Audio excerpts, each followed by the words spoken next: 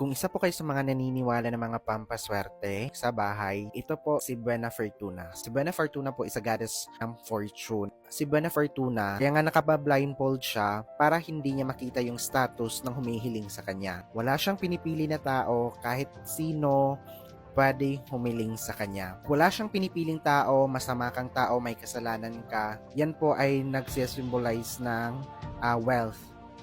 And ito naman yung dala niya.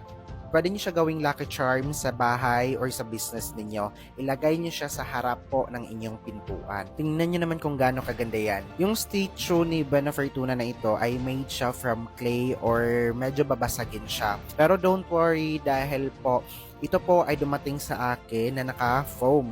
Naka-foam siya, nasa box, and meron pa siyang extrang bubble wrap at bubble wrap dito.